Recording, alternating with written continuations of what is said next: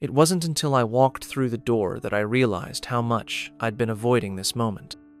My family, the ones I'd spent years running from, were all here gathered in my father's grandiose house like some perfect little unit, pretending everything was fine. But the truth? The truth was much messier, and they didn't even know how deep the lies went. 2 days ago, I received the invite. My father's 70th birthday, to a milestone, a day for family, or so I thought. I hadn't seen most of them in years, not since I cut ties and walked away from their expectations. But the invitation was clear. Come home, David. It's time. So I drove. I put on the act. I gave them what they wanted, a show of family unity, of old times revived. But deep down, I knew better. This wasn't just a birthday. It was an interrogation in disguise.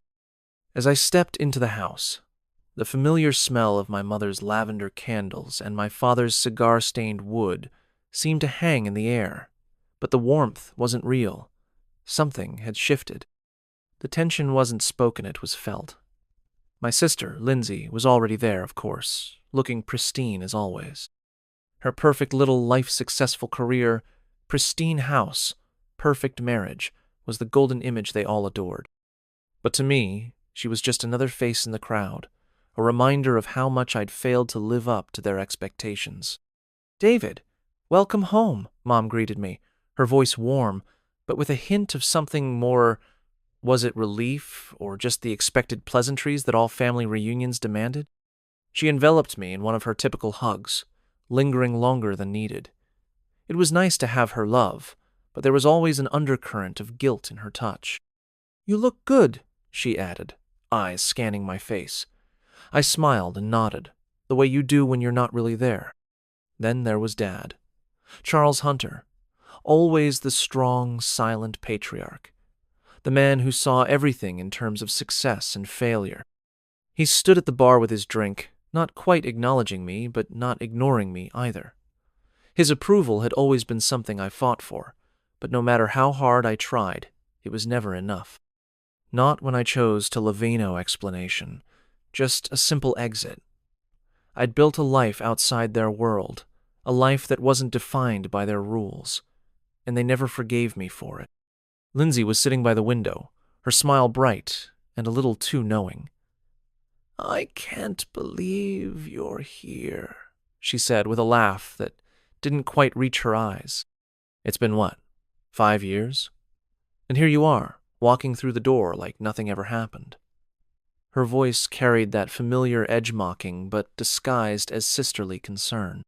I couldn't tell if it was genuine curiosity or the subtle reminder that I still hadn't lived up to their idea of success. Dinner came and went, polite conversation, forced laughter, all the usual acts. But every word from Lindsay felt like a trap. Every comment felt like it was designed to push me, to see if I'd slip. I could feel her eyes on me, measuring me, waiting for me to expose my cracks. But she wasn't the only one. Mom, as kind as she was, would glance at me now and then, her face filled with quiet concern. She knew the stories I'd avoided telling them, the things I'd hidden for so long, but she never asked. She never really wanted to know. The real moment of tension came after dinner. Lindsay leaned back in her chair, a slight smirk playing on her lips as she looked at me across the table. So, David, tell us, what's this success you've been hiding from the family? The tech world's biggest mystery. Her voice was light, teasing even, but I could hear the sharp edge beneath it. I had been avoiding the truth for years. The fact that I had worked my ass off to build something on my own. That it wasn't just another job. It wasn't just about money. It was about proving that I didn't need their approval to succeed. But I had never said it aloud. Not to them. As the evening wore on, the cracks in their perfect little world began to show. I could see it in the way Lindsay watched me, the slight twitch in Dad's expression, the silence that followed my words. They didn't understand. They didn't know how far I had come from their world. how much I had sacrificed to build something from nothing. But I wasn't here to explain that tonight. Not yet. The truth was simple. They had no idea who I was now, and they had no idea what was about to come, because I wasn't just here for Dad's birthday. I was here for something bigger, for the reckoning that had been years in the making. The evening wore on, and the tension continued to build beneath the surface. Everyone was pretending to enjoy the moment, but I could feel it, the quiet undertone of judgment, the silent probing that seemed to hang in the air. My father's birthday, a celebration meant to bring us together, was instead the stage for the unspoken rift that had always existed between me and my family. After dinner, we gathered in the living room. The familiar hum of the fireplace and the soft clink of ice in glasses only made the silence more apparent. Lindsay was still watching me, as though she were waiting for me to slip up, waiting for me to prove her suspicions right. She always had that look, the one that said I could never be enough, no matter how hard I tried. "I've been meaning to ask," she said, her voice sharp, though she wore a smile that didn't quite reach her eyes. "How's everything going with your little tech business, David? You still doing that coding thing?" I heard some buzz around town about a big deal. "Sounds impressive. Did you get picked up by a bigger company, or are you still pretending to be one of them?" Her words stung, but I didn't react. The old me, the one who still craved her approval, might have fumbled. I might have stuttered or tried to explain my work in a way that would make her understand. But not tonight. Tonight, I was a different person. The years of frustration, of silence, had turned into something stronger. I had learned to live without their approval, without their constant criticism. I leaned back in my chair, looking her square in the eyes.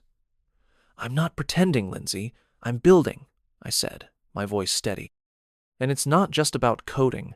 It's about creating something that matters." Her smile faltered for a second, but she quickly masked it with a soft chuckle. "Well, that's good. I mean, it's great that you've finally found something, right? After... what? Running off to live your little dream?" She took a sip of her drink, clearly enjoying the jab. The rest of the room remained still, though I could see the glances exchanged between my mom and Dad. It was as if they hadn't truly heard me before. They only knew what they'd been told, the half-truths they had clung to, and they hadn't bothered to understand the truth, to understand the sacrifices I'd made, or the nights I'd spent working on my project when the world around me seemed to be falling apart. The house I built was invisible to them, like a mirage, but not anymore. Before I could respond, Lindsay's tone shifted, becoming more pointed. "I just don't get it. I mean, we all knew you'd never follow the same path as the rest of us, but..." She trailed off, glancing toward my father for validation. "But you can't really expect anyone to take you seriously, can you? I mean, who's really going to care about your software? You're just another tech vendor, David. No offense, but no one outside this family knows your name." There, it was the heart of it. The long-standing belief that I was insignificant. A tech vendor, a nobody. They'd never seen me as anything else. In their world, only the visible, the impressive, the ones with titles and suits mattered. I wasn't one of them, and I had never fit into their mold. But what they didn't know was that I didn't need to fit in. I didn't need them to recognize my worth anymore. I had done it all without them, and now I was standing in front of them, finally ready to show them the truth. "Funny, that's exactly what you thought about my work when I first pitched it," I said, finally letting the words sink in. "You all laughed, called it a joke. Another failed startup, right? But it's not just about making it. It's about how I did it." Lindsay raised an eyebrow, clearly annoyed. "Okay, David, so what? You're telling me you've made it all by yourself? No investors? No backers?" Her voice had a sarcastic edge now, but I could see the doubt flicker in her eyes. "I didn't need anyone's approval," I replied. "Not yours, not anyone else's. I built something that matters. And guess what? They're using it." They are paying for it." A stunned silence fell over the room. For the first time that night, I felt like the power was in my hands. The truth was in the air, waiting for them to breathe it in. But Lindsay, still caught in the need to prove herself superior, quickly retorted, "Who's they, David? Who's really interested in your little project?" I didn't need to explain further. I could feel the moment building, the weight of the reveal on the horizon. The room was waiting, and they wouldn't have to wait long. I turned to my phone, swiping through the emails and messages that had flooded in just this morning. I'd received an anonymous tip earlier in the week in email forwarded from a confidential source with a subject line, "They're using your code." And there it was, the undeniable proof. My work, my design, integrated into one of the biggest tech systems out there. But it wasn't credited to me. It was credited to them Paragon Tech. I placed my phone on the table, face up, showing the image of the architecture slide from Paragon Tech, their flagship product built on my work. The family looked on, and for the first time, I saw the realization sink in. The quiet hit them like a wave, and as Lindsay looked down at the phone, I knew it was no longer just about me proving myself.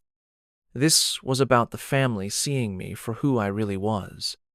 For the first time in years, they couldn't look past me. I was no longer invisible. I was the one in control, and I wasn't going to let them forget that. The room was eerily quiet after I showed them the email, the one that confirmed Paragon Tech was using my code. The truth was finally out in the open, and Lindsay was no longer able to hide behind her smug facade. I could see the flicker of realization in her eyes as she stared at the phone on the table. But I didn't give her the chance to recover. I let the weight of the moment sink in, knowing full well that this wasn't just about proving my worth anymore.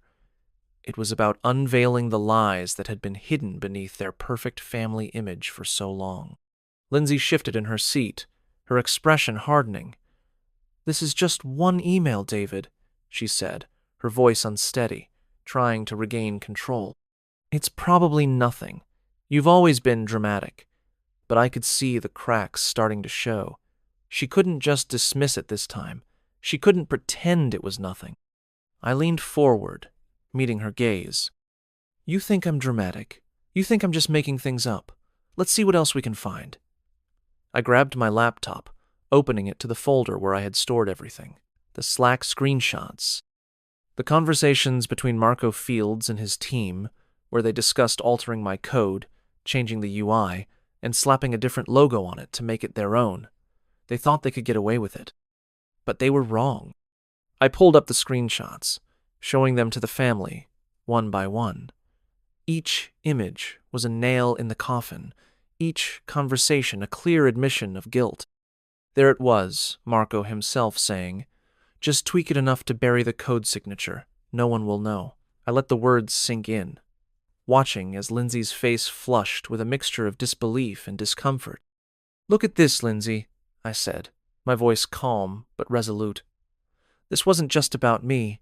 This was about your precious company stealing from someone who had nothing but passion and late nights to offer. And they didn't just take my code. They used it to build something you've all been so proud of. You're all sitting in this room, pretending like you've earned it, but you've been standing on my shoulders the entire time." Lindsay didn't say anything. She couldn't. She was caught. The family couldn't ignore the truth anymore, no matter how hard they tried. And what's worse, they couldn't ignore the fact that Marco Fieldshire Golden Boy was the one responsible for it all. I turned back to the laptop, pulling up another slide. "This is where it gets interesting," I said. The next slide showed a direct comparison between my original code and Paragon Tech's so-called Flux Bridge system. The similarities were undeniable. The failover patterns, the data structures, even the bugs were identical. The only thing they'd done was change a few labels and add some extra fluff around the UI to make it seem like their own. But the heart of the system, the code that made it all work, was mine. I let the room digest this new revelation. The family was still silent, their faces a mixture of confusion, disbelief, and shame. Marco had built an empire on lies, and now It was all unraveling in front of them. "What do you think, Dad?" I asked, turning to Charles, my father. He had always been the pillar of strength in our family, but in this moment he seemed small and afraid. He didn't answer. He couldn't. The truth was staring him in the face, and for once, he couldn't deny it. His pride was now as exposed as Marco's lies. Lindsay tried to stand her ground.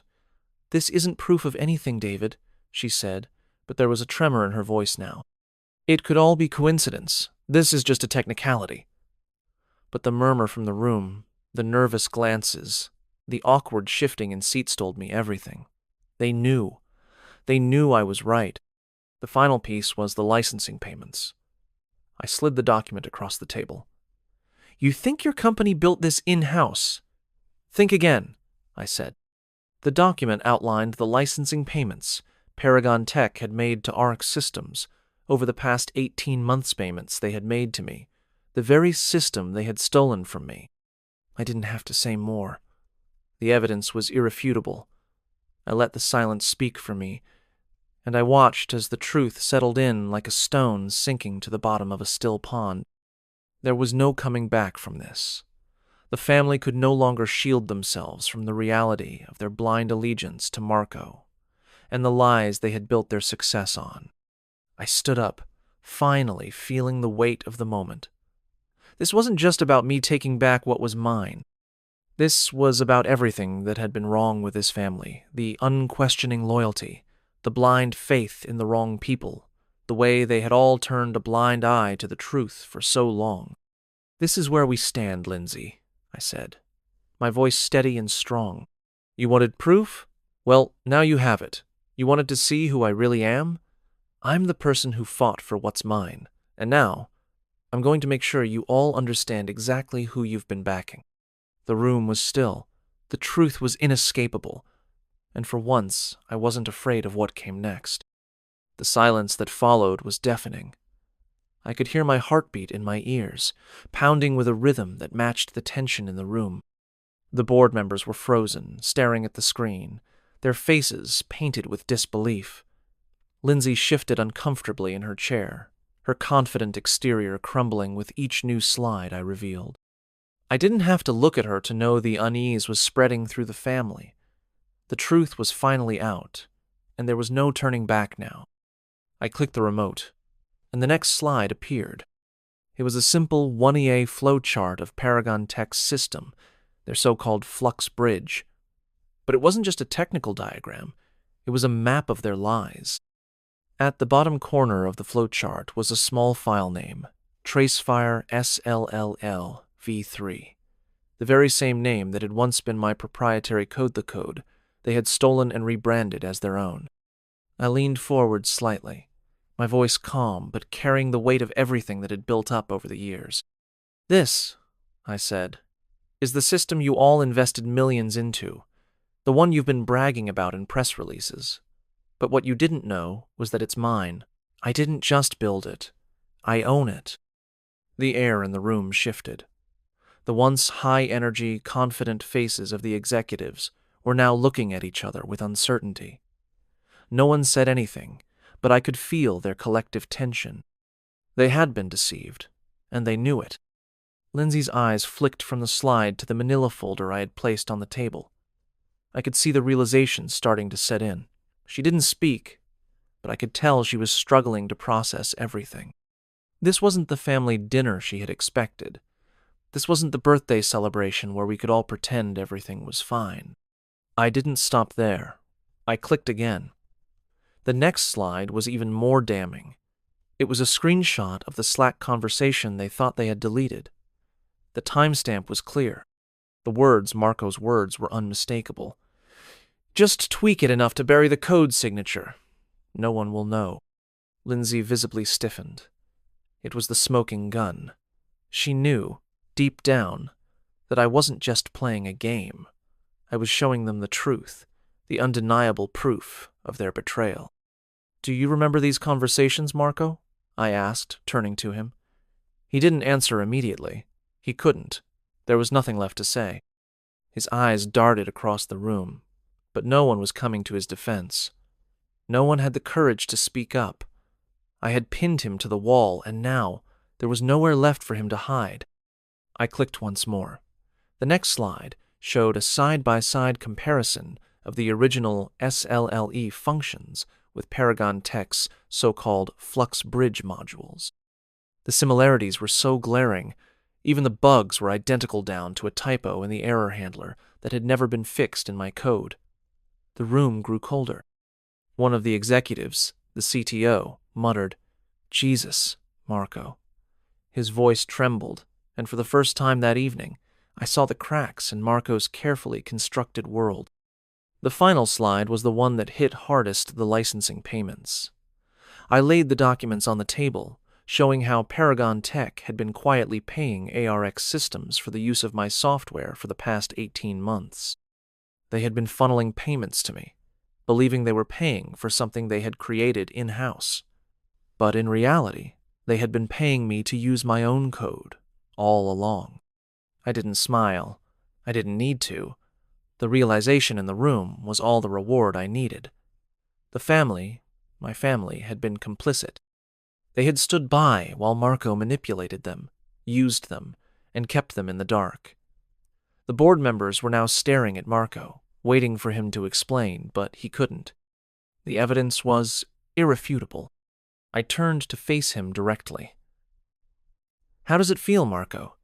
To know that the system you've been bragging about for years, the one you thought was your ticket to success, was built on my back?"